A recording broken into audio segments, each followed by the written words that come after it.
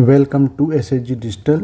आज हम इस वीडियो में आईटी मेन 2025 22 जनवरी शिफ्ट 1 के क्वेश्चन नंबर 21 से लेकर के 25 तक डिस्कस कर रहे हैं। देखिए क्वेश्चन नंबर 21 क्या है। Let the function F X equal to -3a(x²-2) when x less than 1 and a² + bx when x greater equal to 1 be differentiable for all x belongs to R where a greater than 1 and b belongs to R. If the area is region enclosed by y equal to fx and the line y equal to -20 is alpha plus beta root 3 where alpha beta belongs to real number, then the value of alpha plus beta. यानी पहले हमें ये function fx निकालना पड़ेगा और दिया ही function जो है वो डिफरेंशिएबल है। तो कोई भी फंक्शन जो डिफरेंशिएबल होता है तो वो ज़रूर कंटिन्यूस होगा।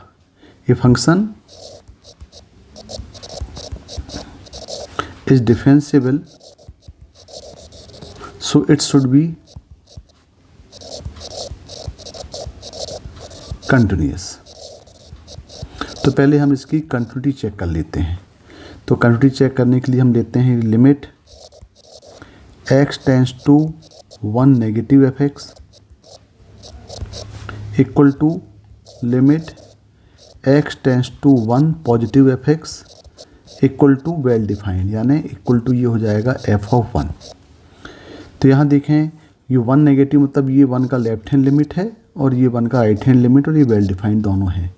तो यहाँ पे हो जाएगा limit x tends to 1 negative fx, ये दिया हुआ है -3ax² - 2 इक्वल टू 1 पॉजिटिव ले लें या फिर f1 ले लें, दोनों एक ही फंक्शन डिफाइन किए हैं तो हम इक्वल टू f1 लेते हैं। f1 मतलब डायरेक्ट यहाँ पे 1 पुट कर दें तो ये हो जाएगा a² + b। यहाँ पे लिमिट अप्लाई कर दें तो ये हो जाएगा -3a - 2 equal to a² + b। ये एक इक्वेशन मिल गया। ये इक्वेशन नंबर इसको 1 सपोज कर लें। अब दिया हुआ है कि जो फंक्शन जो है वो डिफरेंशिएबल भी है तो उसकी हम डिफरेंशिएबिलिटी चेक कर लें। डिफरेंशिएबिलिटी चेक करने के लिए हम डायरेक्टली इस फंक्शन को यहाँ डिफरेंशिएट कर दें। तो देखें f' क्या होगा। f' इक्वल टू इसको डायरेक्ट डिफरेंशिएट कर दें तो ये हो जाएगा -6ax when x less than 1 और b when x is greater equal to 1। यानी अब ये कहलाएगा लेफ्ट हैंड डेरिवेटिव और ये कहलाएगा राइट हैंड डेरिवेटिव। मतलब जो डिफरेंशिएबल है इसका मतलब left hand derivative equal to right hand derivative है। तो लेफ्ट हैंड डेरिवेटिव अप्लाई करेंगे तो ये हो जाएगा limit x tends to 1 negative -6ax equal to limit x tends to 1 positive that is function b। तो यहाँ पुट करेंगे तो ये हो जाएगा -6a इक्वल टू b। ये इक्वेशन नंबर 2 हो गया। अब इक्वेशन नंबर 1 और 2 की हेल्प से हम a और b की वैल्यू निकाल सकते हैं। तो देखिए यहाँ पे फ्रॉम 1 and 2 ये दिया हुआ है -3a - 2 equal to a² + b। यहाँ पे हम ये वैल्यू पुट कर दें, यानी यहाँ पे पुट कर दें हम b इक्वल टू -6a। तो ये हो जाएगा -3a - 2 equal to a² - 6a और ये सॉल्व करेंगे तो आएगा a² - 3a + 2 इक्वल टू 0। तो इसके जो फैक्टर बनेंगे वो बनेंगे a - 1 और a - 2 इक्वल टू 0, यानी a इक्वल टू आएगा 1 और a इक्वल टू आएगा 2। लेकिन क्वेश्चन में a ग्रेटर देन 1 दिया हुआ है। देखें यहाँ पे दिया हुआ कि a must be greater than 1। तो यहाँ पे जो एक्सेप्ट करेंगे वैल्यू वो हम करेंगे यहाँ पे a इक्वल टू कितना हो जाएगा, ये a इक्वल टू हो जाएगा 2। जब a इक्वल टू 2 है तो हम यहाँ से निकाल सकते हैं कि इफ़ a इक्वल टू 2 तो बाई 2 इक्वेशन नंबर, तो b की वैल्यू हो जाएगी यहाँ से -6। b कितना हो जाएगा ये -12, b इक्वल टू हो जाएगा -12। तो देखिए यहाँ पे हमारे पास फंक्शन f(x) बन जाएगा। f(x) की वैल्यू क्या बन जाएगी अब एफ एक्स इक्वल टू हो जाएगा ए और बी वैल्यू को रिप्लेस कर दें तो जाएगा -6x² -2 when x greater than 1 और 4 -12x when x greater equal to 1। तो ये आपके पास फंक्शन बन गया। अब हमें निकालना है इसका एरिया। अब जो एरिया हमें निकालना है बाउंडेड बाय, देखें क्या दिया हुआ है वो, if the area of the region enclosed by y equal to F X, जो हम निकाल चुके हैं, and the line y equal to -20, यानी आपके पास जो एफ एक्स मिल गया। अब इसको बोल रहा है enclosed y equal to F X and y equal to -20। अब हम इस कर्व को देखें, भाई कर्व क्या है ये, तो यहाँ पे हम देखते हैं कि y इक्वल टू दिया हुआ है -6x² -2, तो ये हो जाएगा 6x² equal to minus of y plus 2, और ये हो जाएगा x² equal to -1/6 y plus 2। तो ये तो एक पैराबोला है। इसका नेचर क्या हो जाएगा, इस पैराबोला का उसको हम बोलेंगे ये डाउनवर्ड पैराबोला है, डाउनवर्ड पैराबोला, जिसके जो वर्टेक्स होंगे ये हो जाएगा 0 और -2। तो एक पार्ट तो ये मिल गया।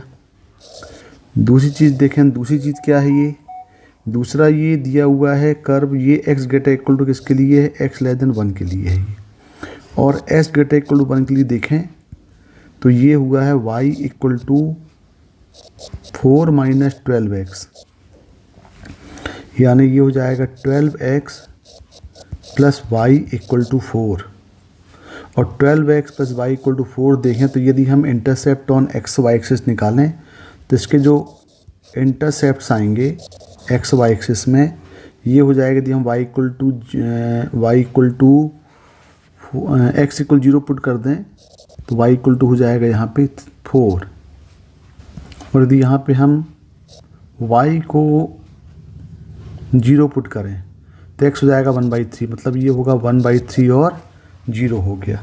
और तीसरा जो कर्व दिया हुआ है ये दिया हुआ है y इक्वल टू -20, तो जिसको हम मान लेते हैं कर्व नंबर 1, ये हो गया 2 और ये हो गया 3।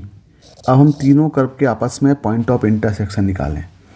अब यदि हम 2 और 3 को सॉल्व करें, यहाँ पे 2 और 3 को यदि सॉल्व करें तो ये हो जाएगा y को इक्वेट करना हो जाएगा 12x -20 इक्वल टू 4, यानी 12x इक्वल टू 24। तो यहाँ पे तो x इक्वल 2 आएगा, मतलब ये y इक्वल टू -20 कट करेगी x इक्वल टू 2 में, तो एक पॉइंट तो ये मिल गया 2, इस पॉइंट को बोल सकते हैं 2 और -20, 2 और -20, ये एक पॉइंट हो जाएगा कर्व में। अब हम सॉल्व करते हैं 1 और 2 को फ्रॉम इक्वेशन 1 and 2। तो ये दिया है x² y इक्वल टू, इसको हम लेके चलें y इक्वल टू -6x² -2, इसको हम सॉल्व कर दें y की वैल्यू यहाँ पे -20। हम फर्स्ट 1 और 3 को सॉल्व करते हैं तो ये क्या मिल जाएगा, ये हो जाएगा -20 प्लस 2 इक्वल टू -x², यानी ये मिल गया x² इक्वल टू हो गया 3, तो x इक्वल टू हो जाएगा ये +-√3, ये वैल्यू मिल जा रही है x इक्वल टू +-√3। और बिल्कुल सिमिलर यदि हम सॉल्व कर लें फ्रॉम 1 and 2 को, तो ये दिया है y इक्वल टू -6x² -2 और y इक्वल टू है 4 -12x। यदि यहाँ इन दोनों से हम सॉल्व करें तो ये हो जाएगा 4 -12x इक्वल टू -6x² -2, तो ये हो जाएगा 6 + 6x² -12x इक्वल टू 0। तो ये बन जाएगा x² -2x plus 1 equal to 0, यानी ये परफेक्ट स्क्वायर बन गया x माइनस 1 का स्क्वायर इक्वल टू 0। इसका मतलब यहाँ पे x इक्वल टू आ रहा है ये -1। अब इसका यदि हम एक फिगर में कन्वर्ट करें इसको, तो देखो ज़रा फिगर कैसा बनेगा। ये हमने ले लिया, एक ओरिजिन ले लिया 0 0। अब यहाँ पहले देखें पैराबोला क्या है। पैराबोला एक डाउनवर्ड पैराबोला है जिसके वर्टेक्स 0 और -2 है, यानी और ये y इक्वल टू -20 यहाँ पे ले लें हम। ये जो लाइन है ये हम मान लेते हैं ये y इक्वल टू -20 है। इसका मतलब ये जो पॉइंट होगा ये हो जाएगा 0 और -20, और यहाँ पे इसका जो पैराबोला का जो वर्टेक्स दिया है ये है 0 -2 और ये डाउनवर्ड है, मतलब इस टाइप का फिगर बनेगा।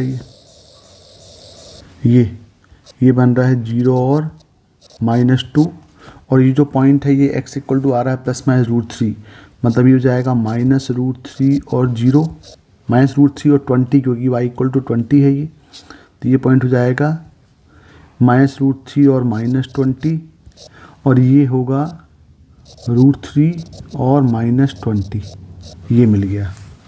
अब देखें यहाँ पे, अब आपके पास जो लाइन है ये लाइन कहाँ पे कट कर रहा है, ये x इक्वल -1 में ये 1 और 2 को कट करें तो 1 और 2 क्या है आपके पास 2 लाइन है, तो यहाँ पे यदि हम इसको कट कराएं लाइन को, तो ये y इक्वल टू ये लाइन बना लेते हैं, ये लाइन बन गई।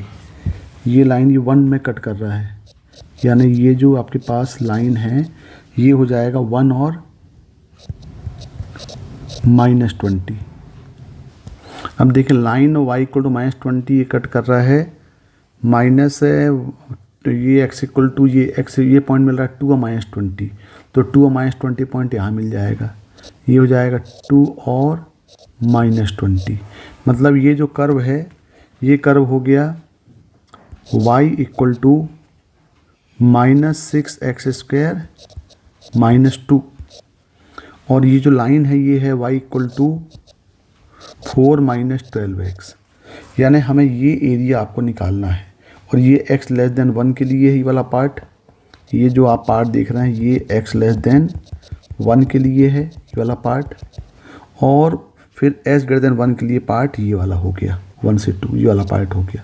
तो हमको एरिया निकालना, वो पूरा पार्ट, ये पूरा पार्ट जाएगा यहाँ से यहाँ तक, और फिर वहाँ से ये वाला पार्ट एरिया चला जाएगा, ये एरिया हमको निकालना है। तो ये जो बना y इक्वल टू fx का बन गया, और ये y इक्वल टू -20, हमें ये रिक्वायर्ड एरिया निकालना है। तो देखिए रिक्वायर्ड एरिया -√3 से हम 1 तक जाएं और ये एरिया कर लें, और फिर 1 से 2 के लिए, तो देखें इसका रिक्वायर्ड एरिया क्या हो जाएगा। Required area A equal to ये हो जाएगा -√3 से लेकर के 1 तक। अब पहले पोर्शन किसका जाएगा, ये जाएगा पहले पोर्शन किसका है, ये पैराबोला का है, तो -6x² -2, और फिर ये minus of y equal to -20, और ये पूरे का ये dx, और फिर ये पूरा मोड में क्योंकि नेगेटिव एरिया मिलेगा, और फिर प्लस, फिर हम जाएंगे इंटीग्रेशन ऑफ 1 से लेकर कहाँ तक, 1 से लेकर के जाएंगे 2 तक, और ये पोर्शन किसका है, लाइन का है, तो ये हो जाएगा 4 - 12x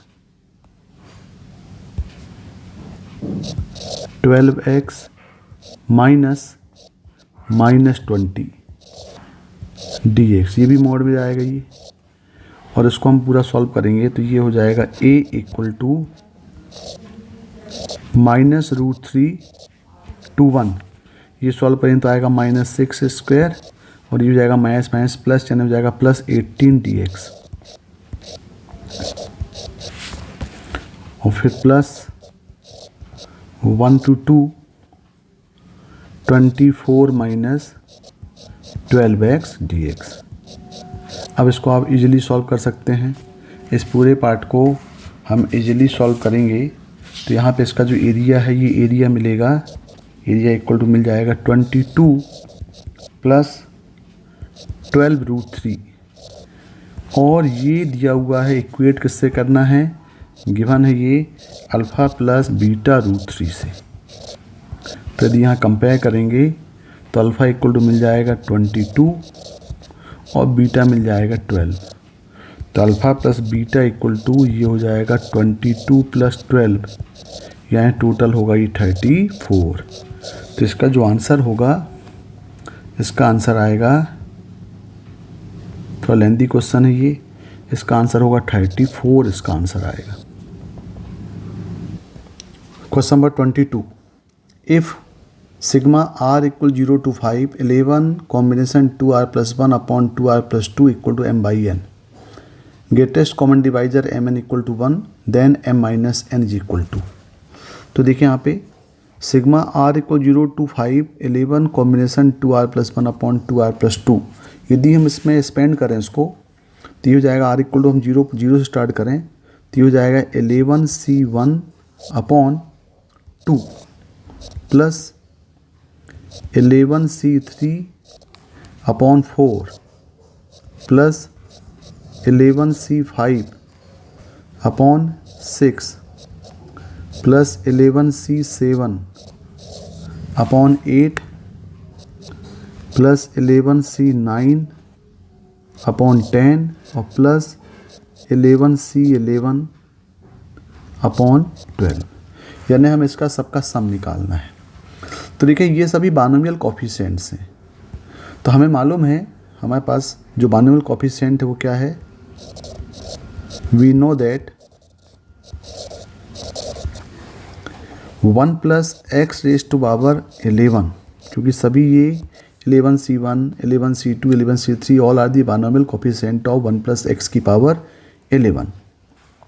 तो ये क्या होगा, ये इक्वल टू हो जाएगा 11c0 plus 11c1 into X plus 11c2 into X square up to 11c11 into X raise to power 11, यदि हम इसको इक्वेशन नंबर 1 मान लें। और अब देखें यहाँ पे 11c0 11, इसको हम यदि इंटीग्रेट कर दें, now integrate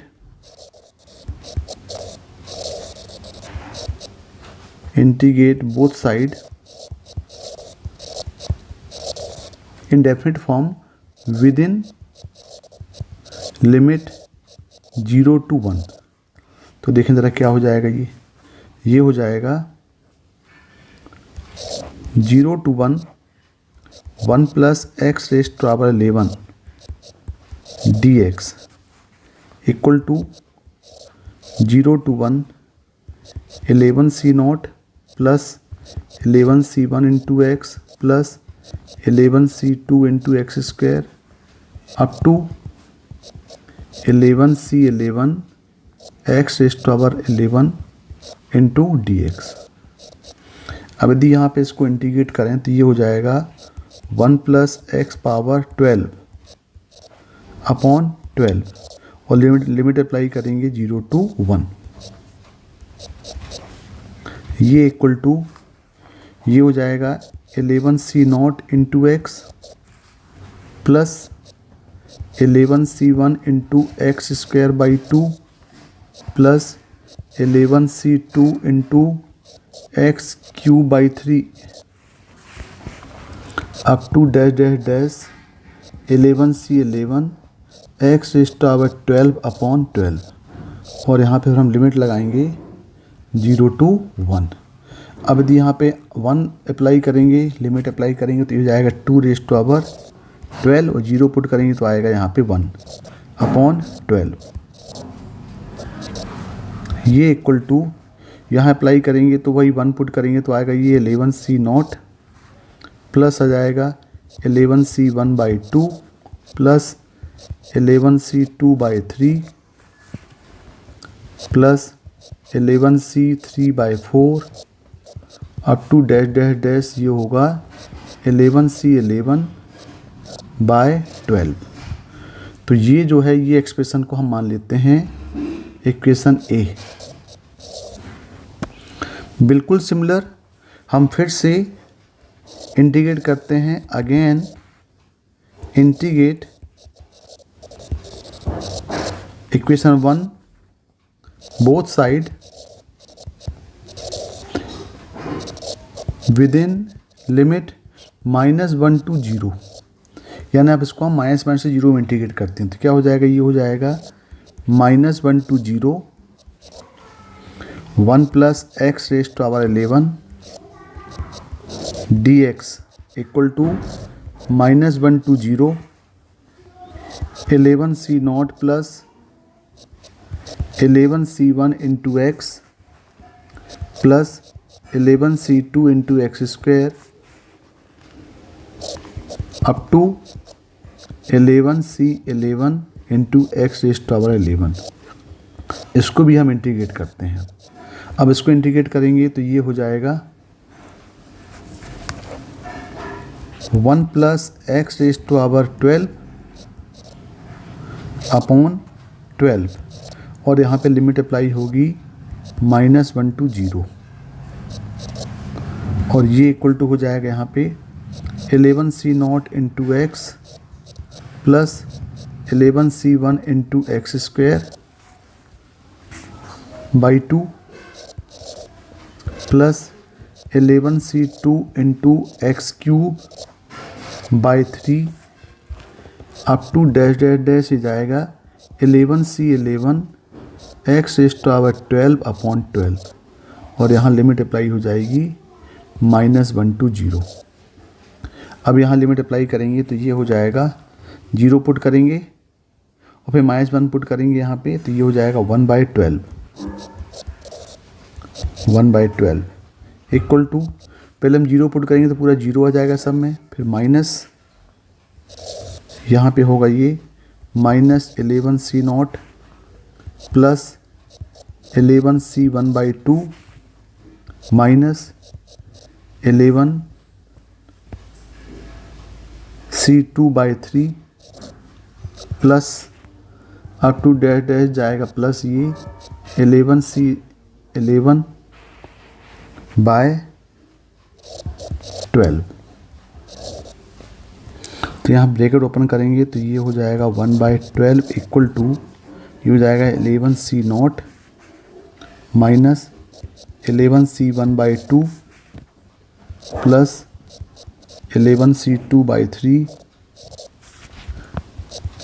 up to dash dash dash ही जाएगा माइनस ऑफ 11c11 अपॉन 12 और इसको मान लेते हैं क्वेश्चन नंबर ये कौन सा हो गया, इसको मान लेते हैं बी।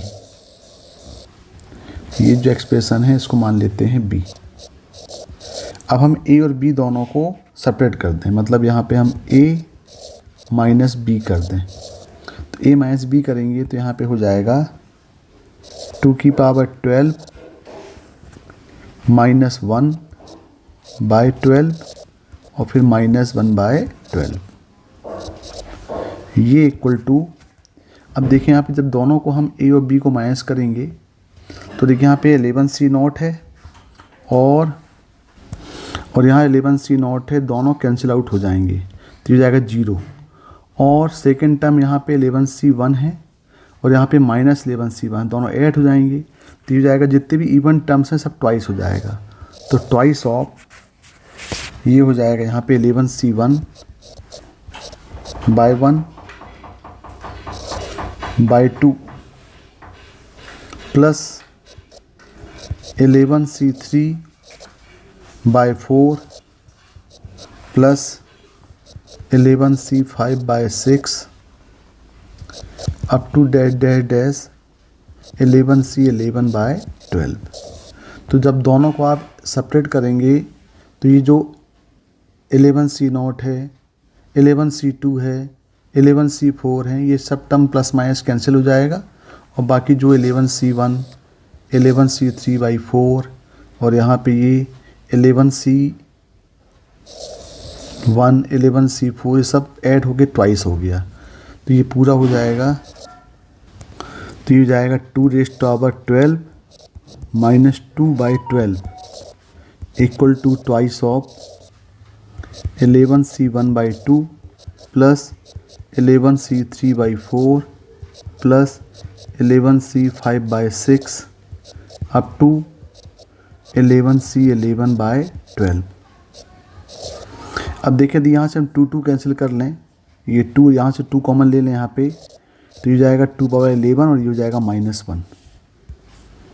यहाँ पे हो जाएगा ये -1, तो ये 2 और 2 भी कैंसिल हो गए, तो यहाँ बच जाएगा 2^11 -1/12, ये equal to 11c1/2 plus 11c3/4 plus 11c5/6 up to dash dash dash दिया हुआ है 11 कॉम्बिनेशन 11/12, और ये इक्वल टू कितना दिया है, ये पूरे की वैल्यू जो है ये इक्वल टू दिया हुआ है इस पर क्वेश्चन m/n। इसी को क्या बोला है, वो इसी को बोला है m/n, और 2 की पावर 11 - 1 की वैल्यू हो जाएगी 2048 होता है, 2 की पावर 11 - 1 मतलब 2047/12 इक्वल टू m/n, यानी m इक्वल टू आ गया यहाँ से m इक्वल टू 2047 और n इक्वल टू 12, और हमें निकालना है दोनों का डिफरेंस, यानी m - n इक्वल टू 2047 - 12, यानी ये हो जाएगा 2035 इसका आंसर आएगा, इसका आंसर आएगा 2035। क्वेश्चन नंबर 22 का आंसर 2035 होगा। Question number 23, let A be the square matrix of order 3 such that determinant of A equal to -2 and determinant of 3 adjoint of -6 adjoint of A 3A equal to raised to power m plus n into 3mn, where m greater than n, then 4m plus 2n is equal to। यानी यहाँ पे देखें आपके पास एक है 3/3 की square matrix दिया हुआ है जिसका डिटरमिनेंट ऑफ ए दिया है -2, और हमारे पास दिया है determinant of 3 adjoint of -6 adjoint 3a equal to raised to power m plus n into 3 की पावर mn। हमें यहाँ से कंपेयर करके mn निकालना है, और m जो है वो n से ग्रेटर होगा। तो देखिए यहाँ पे कुछ प्रॉपर्टी पहले हमें ध्यान देनी पड़ेगी। ये पूरा यहाँ पे किस में दिया हुआ है, ये पूरा डिटरमिनेंट में दिया हुआ है। तो डिटरमिनेंट ऑफ के ए इक्वल टू हमें मालूम है ये होता है के raised to power n into determinant of A, यानी कि यहाँ पे क्या है, कांस्टेंट है। जब ये कांस्टेंट डिटरमिनेंट से बाहर जम करेगा तो पावर n, जहाँ पे n उसका ऑर्डर है, तो पहले हम ये प्रॉपर्टी यहाँ अप्लाई करें, तो यहाँ पे क्या हो जाएगा, ये हो जाएगा ये 3 की पावर n यानी 3 की पावर 3 बाहर आ जाएगा क्योंकि इसका ऑर्डर 3 है, और यहाँ पे क्या बचेगा, ये है जो हो जाएगा एडजॉइंट ऑफ -6 एडजॉइंट 3a, ये हो गया। अब देखें, अब यहाँ पे 3 की पावर 3 हो जाएगा। अब ये पूरा एडजॉइंट को हम, ये जो पूरा पार्ट है, ये वाला पार्ट, इसको हम p मान लें यदि, तो ये एडजॉइंट ऑफ p हो गया। तो फिर हमारे पास प्रॉपर्टी है कि एडजॉइंट ऑफ a का डिटरमिनेंट ये इक्वल टू होता है determinant of a power n-1, जहाँ पे n उसका ऑर्डर है। तो देखिए यहाँ पे क्या हो जाएगा, ये अब एडजॉइंट ऑफ p है तो ये हो जाएगा 3 रेज़्ड टू पावर 3, ये तो पहले से था। अब ये डिटरमिनेंट ऑफ p और पावर n-1, तो पावर n-1 इसका मतलब ये जाएगा 3 - 1 यानी 2, तो ये क्या बन जाएगा, ये हो जाएगा 3 की पावर 3, और यहाँ पे हो गया पूरा, इसको हम मान लिए तो ये बन गया -6 एडजॉइंट ऑफ 3a, ये हो गया। अब इसका स्क्वायर हो गया। अब यहाँ देखेंगे ये स्क्वायर बन गया। अब यहाँ से फिर ये कांस्टेंट है, इसको फिर बाहर निकालें हम, तो फिर ये प्रॉपर्टी फॉलो करेगी के ए इक्वल टू डिटरमिनेंट ऑफ के ए इक्वल टू के की पावर n डिटरमिनेंट ऑफ ए। तो यहाँ पे क्या फॉलो हो जाएगा, ये आ जाएगा 3 की पावर 3, और ये हो जाएगा -6 की पावर 3, ये पूरा ब्रैकेट में ले लें, और यहाँ पे हो जाएगा फिर ये determinant of adjoint of 3a और इसका ये स्क्वायर हो जाएगा। स्क्वायर पहले से दिया हुआ है। अब ये सॉल्व करेंगे तो ये हो जाएगा यहाँ पे 3 की पावर 3। अब इसको जब सिंप्लीफाई कर लें तो -6 की पावर 3 तो नेगेटिव हो गया और नेगेटिव की पावर 2 मतलब पॉजिटिव। तो यहाँ पे ये हो जाएगा 6 रेज़ टू पावर 6। और देखेंगे determinant of adjoint of 3a। तो एडजॉइंट ऑफ 3a यहाँ पे मालूम है कि एडजॉइंट ऑफ a जो है वो होता है डिटरमिनेंट ऑफ a की पावर n-1। तो ये हो जाएगा 3a की पावर n-1 मतलब 2 और ये पावर इसकी भी 2 ऑलरेडी यहाँ पे है। तो यहाँ पे क्या हो गया ये हो जाएगा 3 रेज़ टू पावर 3 और 6 रेज़ टू पावर 6। अब यहाँ बन गया ये डिटरमिनेंट ऑफ 3a की पावर 4। अब यहाँ देखें फिर ये डिटरमिनेंट ऑफ के प्रॉपर्टी लगाते हैं पहली वाली, डिटरमिनेंट ऑफ के a इक्वल टू के की power n determinant of a। तो यहाँ पे ये आ जाएगा 3 रेज़ टू पावर 3, यहाँ पे ये 6 की पावर 6। अब यहाँ पे हो जाएगा ये 3 की पावर। अब यहाँ फिर बाहर निकालेंगे तो क्या हो जाएगा ये डिटरमिनेंट ऑफ a की, तो 3 की पावर यहाँ पे देखें के ये हो जाएगा k की पावर n। तो ये जाएगा 3 की पावर 3 और ये पावर 4 और यहाँ बचेगा डिटरमिनेंट ऑफ a की पावर 4। अब देखें यहाँ पे पूरा सॉल्व करेंगे तो ये हो जाएगा 3 की पावर 3, 6 को हम लिख सकते हैं 3 की पावर 6 इंटू 2 की पावर 6, ये हो जाएगा 3 की पावर 12 और डिटरमिनेंट ऑफ a की वैल्यू दिया -2 की पावर 4। तो ये पूरा हो गया। अब इसको देखें ज़रा, ये 3 की पावर 6 और 12 और 3 ये हो गया 20, नहीं कितना हुआ ये 6 और 3 9 और 12 में 21, 3 पावर 21 और यहाँ पर हो गया ये 2 की पावर ये 6 और ये 4 10, ये इक्वल टू अब यहाँ पे दिया हुआ है 2 raise to power m plus n और into 3 raise to power mn। अब यहाँ पे हम कंपेयर करें तो ये हो जाएगा m plus n equal to 10 और mn इक्वल टू 21। तो ऐसे दो नंबर देखना है जिसका सम 10 हो और प्रोडक्ट जो है वो 21 हो। 7 और 3 दिख रहा है। यदि m इक्वल टू यहाँ पे 7 होगा तो n इक्वल टू 3 लेना पड़ेगा, ये पॉसिबिलिटी बन सकती है। और यदि यहाँ पे हम m इक्वल टू 3 लें तो n इक्वल टू 7 लेना पड़ेगा और ये mn इक्वल टू 21 तो दोनों को सेटिस्फाई करेगी। लेकिन यहाँ पे बोल रहा है कि m ग्रेटर देन n है, इसका मतलब हम m को क्या लेंगे 7 ही लेंगे। तो पॉसिबिलिटीज़ बनेगी m इक्वल टू 7 और n इक्वल टू 3। तो ये पॉसिबिलिटीज़ आई और हमें वैल्यू किसकी निकालना है, हमें निकालना है value of 4m plus 2n, 4m plus 2n निकालना। तो 4m plus 2n equal to 4m यानी हो जाएगा 7 और 2 इंटू 3 यानी ये हो जाएगा 28 प्लस 6 यानी ये आंसर आएगा इसका 34। तो इसका जो आंसर आएगा क्वेश्चन नंबर 23 का ये हो जाएगा 34 हो जाएगा।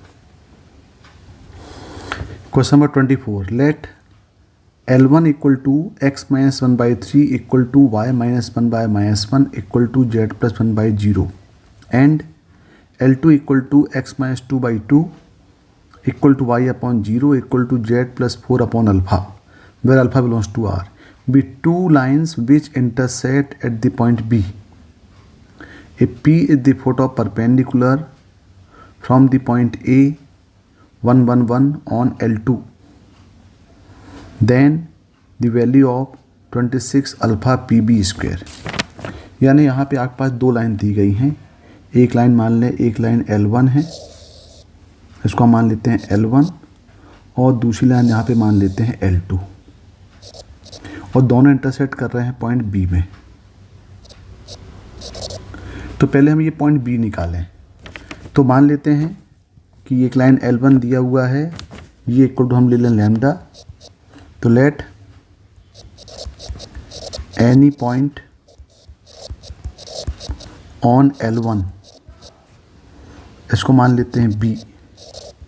तो ये हो जाएगा 3 लैम्डा +1, ये हो जाएगा -λ +1 और ये हो जाएगा यहाँ पे -1। बिल्कुल सिमिलर बी पॉइंट भी मान लेते हैं, एनी पॉइंट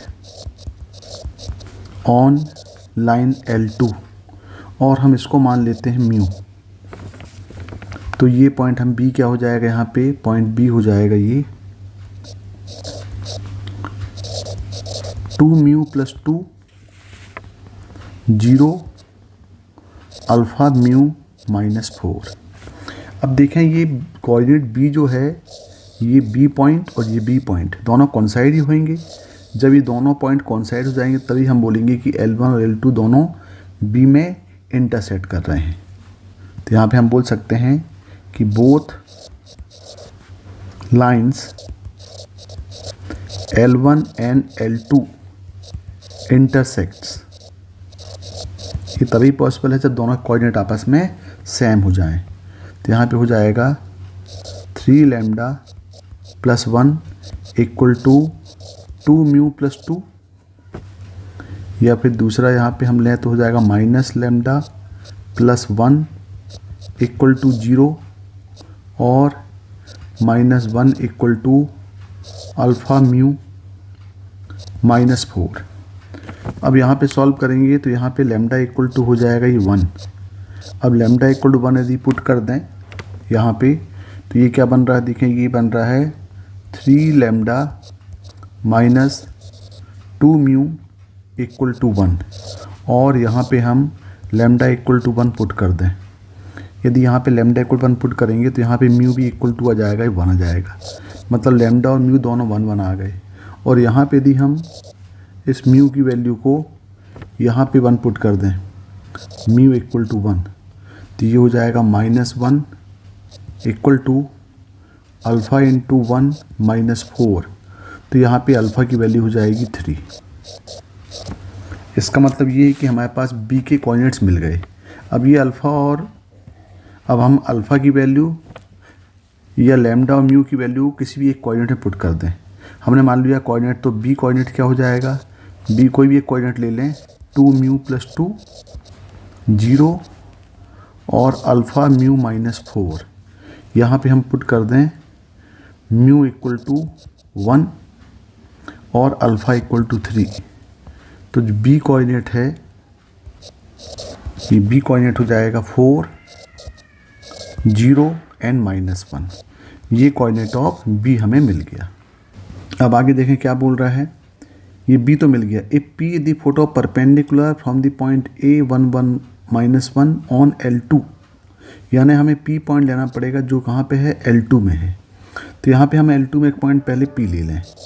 तो देखिए इक्वेशन ऑफ L2 क्या बन गया, पहले ये इक्वेशन ऑफ L2 ये हम लिख लें पहले, अल्फ़ा जो हमें मालूम हो गया है। तो इक्वेशन ऑफ जो L2 बना, ये अब L2 बन गया ये x - 2/2 = y/0 = z + 4/अल्फ़ा दिया है।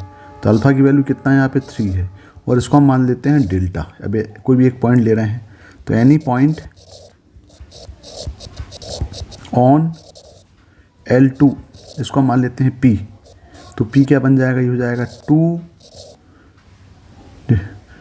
डेल + 2, ये जाएगा 0 और 3 डेल्टा + -4। ये पॉइंट आ गया P। अब देखें यहाँ पे, और यहाँ पे बोल रहा है एक पॉइंट यहाँ पे क्या दिया हुआ है, क्वेश्चन देखें, एक पॉइंट यहाँ पे दिया हुआ है A। मान लो पॉइंट A यहाँ पे है और ये पॉइंट दिया हुआ है 1 1 और -1, और इससे हमें लेंथ ऑफ परपेंडिकुलर निकालना है, माने ये परपेंडिकुलर है ये। तो L2 का जो डायरेक्शन रेशो है वो और PA का जो डायरेक्शन रेशो, दोनों क्या हो जाएंगे, आपस में परपेंडिकुलर हो जाएंगे। तो देखें यहाँ पे, तो जो डायरेक्शन रेशो ऑफ, पहले हम देख लें कि direction ratio of line L2 ये कितना हो जाएगा, ये है 2 0 और 3, और direction ratios of A point क्या दिया हुआ है, ए पॉइंट दिया हुआ है 1 1 और -1। तो यहाँ से हम निकाल लेते हैं डायरेक्शन रेशियोस ऑफ AP। ये हो जाएगा 2 del plus 2 minus 2 sorry -1। P के कोऑर्डिनेट क्या दिए हैं 1 1 1, तो ये जाएगा -1 कॉमा 0 -1 और 3 डेल -4, ये हो जाएगा +1। तो यहाँ पे क्या मिल जाएगा, ये मिल जाएगा 2 डेल +1 -1 और 3 डेल -3। अब यहाँ पे क्या है, ये परपेंडिकुलर है, इसका मतलब क्या होगा कि जो AP के डायरेक्शन रेशो रहेंगे और डायरेक्शन रेशोस ऑफ L2 हैं, ये क्या है, इसके परपेंडिकुलर है। मतलब direction ratios of AP and L2 आर, दोनों का डॉट प्रोडक्ट कितना हो जाएगा, 0 हो जाएगा। तो यहाँ पे कर लेते हैं ये 2 del +1 into 2 plus -1 into 0 plus 3 del -3 into 3, ये इक्वल टू 0 हो गया। इसको सॉल्व करेंगे तो ये जाएगा 4 del +2 plus 0 plus 9 del -9 equal to 0। तो ये हो जाएगा 13 डेल इक्वल टू 7। तो यहाँ पे डेल की वैल्यू आ गई 7/13। अब ये डेल की वैल्यू को हम पुट कर दें तो हम कोऑर्डिनेट ऑफ P निकाल सकते हैं। तो P के कोऑर्डिनेट्स क्या थे, P के कोऑर्डिनेट थे 2 डेल +2 0 3 डेल -4। यहाँ पे हम डेल इक्वल टू 7/13 पुट करें तो यहाँ पे P के कोऑर्डिनेट मिल जाएंगे 40/13 0 और -31/13। अब P पॉइंट निकल गया। अब देखें अब क्या बोल रहा है, then the value of 26 alpha PB square निकालना। तो पहले PB का स्क्वायर निकालें। तो P तो मिल गया और BB हमारे पास ऑलरेडी पहले से था। B कोऑर्डिनेट कितना था, ये 4 0 और 1 था। देखें B क्या था, B की 4 0 -1 सॉरी, ये 4 0 और -1 था। अब यहाँ से हम PB का डिस्टेंस निकाल लें तो PB का स्क्वायर इक्वल टू हो जाएगा ये 40/13 -4 स्क्वायर प्लस 0 -0 स्क्वायर प्लस -31/13 और +1 का स्क्वायर। ये हम सॉल्व करेंगे तो ये आ जाएगा 144/169 प्लस 324/169 यानी इक्वल टू हो जाएगा ये 468/169। ये इक्वल टू आ गया PB स्क्वायर। अब देखें हमें जो निकालना है वो है 26 अल्फ़ा PB स्क्वायर। तो जाएगा 26 इंटू अल्फ़ा की वैल्यू कितनी है 3 है और PB स्क्वायर हो गया है 468/169 और इसको हम सॉल्व करेंगे तो यहाँ पे आएगा 216। तो इस क्वेश्चन का जो आंसर है वो आएगा 200, ये जिसकी वैल्यू जो है वो 216 होगी। Question number 25, let vector C be the projection vector of B lambda I plus 4k where lambda greater than 0 on the vector A I plus 2j plus 2k. If mod of A plus C equal to 7, then the area of the parallelogram formed by the vector B and C. तो यहाँ पे दिया C एक vector दिया हुआ है which is projection vector of B on A। मतलब इसको हम बोल सकते हैं कि जो वेक्टर C है, vector C is the projection मतलब हो गया किसका, A और B का। तो ये हो जाएगा A.B upon mod of A। Along किसके एलोंग बोल रहा है, ये एलोंग बोल रहा है वेक्टर A के एलोंग बोल रहा है। तो ये हम सॉल्व कर लें, यहाँ पे पहले A.B निकाल लें। तो ज़रा A.B निकालें तो यहाँ पे हम देखें A.वेक्टर B इक्वल टू हो जाएगा ये लैम्डा, ये हो जाएगा यहाँ पे लैम्डा और देखें यहाँ पे कि ये तो है नहीं, +8 तो ये और यहाँ और डिटरमिनेंट ऑफ ए निकाल लें या मॉडुलस ऑफ ए, ये हो जाएगा root of 1 square plus 2 square plus 2 square, मतलब ये हो गया टोटल, ये हो गया इक्वल टू, ये हो जाएगा रूट ऑफ 9, यानी हो जाएगा 3। तो यहाँ पे देखें, फिर से देखें, दिया हुआ है vector C the projection vector B on vector A. तो ये हमने C equal to A dot B upon mod of A, actually ये ए कैप होगा, मतलब ये ए कैप मतलब vector A upon mod of A हो जाएगा ये। तो यहाँ वैल्यू पुट कर दें यहाँ पे, तो ए डॉट बी कितना होगा, ये लेमडा प्लस 8 अपॉन ये जाएगा 3 इंटू 3, और ये वेक्टर ए बन जाएगा आई प्लस 2j प्लस 2k, और यहाँ पे सॉल्व करेंगे तो पूरा सी वेक्टर मिल जाएगा। ये हो जाएगा आपका लेमडा प्लस 8 अपॉन 9 आई प्लस 2j प्लस 2k। अब यहाँ मिल गया वेक्टर सी। अब दिया क्या है, कंडीशन दिया है mod of a plus c equal to 7, इसी को लेके चलें। अब mod of a plus c equal to 7, तो यहाँ पे ए की वैल्यू कितनी है, ये है I plus 2j plus 2k plus lambda plus 8 upon 9, और ये हो जाएगा आई प्लस 2j प्लस 2k। अब इसको सॉल्व करेंगे तो यहाँ पे देखें ये इक्वल टू कितना दिया है, ये इक्वल दिया है 7, तो ये हो जाएगा आई प्लस 2j प्लस 2k, और यहाँ हो जाएगा 1 प्लस लेमडा प्लस 8 अपॉन 9 का मॉड, ये इक्वल टू 7। अब यहाँ पे सॉल्व करेंगे तो ये हो जाएगा लेमडा प्लस 17 बाय 9, और यहाँ हो जाएगा आई प्लस 2j प्लस 2k का मॉड, ये इक्वल टू 7 हो जाएगा। अब यहाँ तो ये कांस्टेंट तो हो जाएगा लेमडा प्लस 17 बाय 9, और यहाँ हो जाएगा मॉड ऑफ, मॉड मतलब हो जाएगा 1 square plus 2 square plus 2 square equal to 7। तो ये तो हो गया 3 हो गया, यानी lambda plus 17 by 9 into 3 equal to 7, तो ये 1 और 3 हो गया। इसका मतलब लेमडा प्लस 17 इक्वल टू हो गया ये 21। तो यहाँ से लेमडा की वैल्यू मिल गई, लेमडा इक्वल टू 4 मिल गया।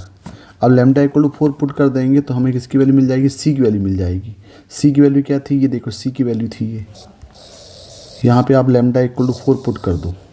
यदि यहाँ पे हम लेमडा इक्वल टू 4 पुट कर दें तो यहाँ पे सी मिल जाएगा ये 12 बाय 9 आई प्लस 2j प्लस 2k, यानी इसको और सिंप्लीफाई करेंगे तो ये हो जाएगा 4 by 3 I plus 8 by 3 J plus 8 by 3 के, ये वेक्टर सी मिल गया।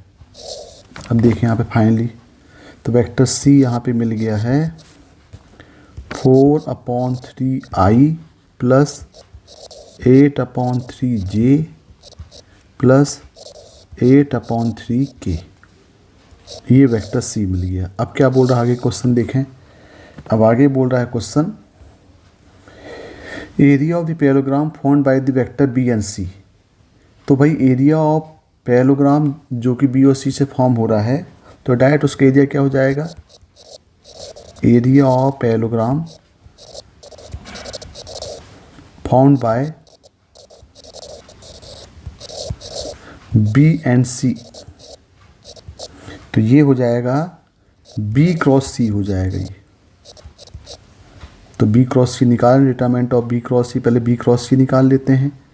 तो क्या हो जाएगा, b cross c equal to ये हो जाएगा यहाँ पे आई जे के, और b की वैल्यू हो जाएगी 4/3,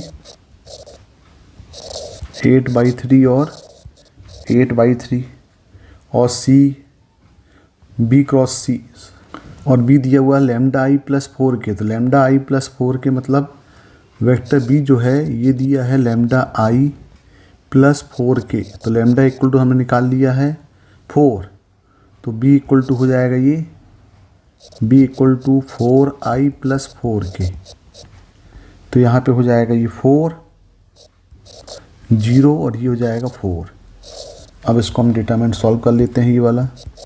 तो हो जाएगा i इंटू, तो ये हो जाएगा 0 minus 32/3 minus j 16/3 minus 32/3 plus k 0 minus 32/3। ये सॉल्व करेंगे तो ये हो जाएगा minus 32/3i plus 16/3j minus 32/3k।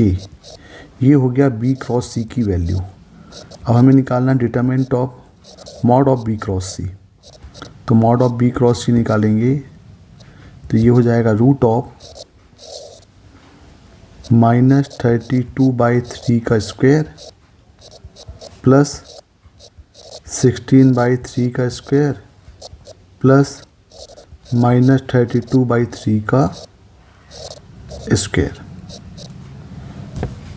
अब इसको सॉल्व करेंगे तो इसका जो एलसीएम है ये एलसीएम हो जाएगा 9, और ये हो जाएगा 1024 प्लस ये हो जाएगा 256 प्लस 1024। पूरा सॉल्व करेंगे तो ये आ जाएगा रूट ऑफ 2304 अपॉन 9, यानी हो गया रूट ऑफ 256, और ये इक्वल टू आ गया 16।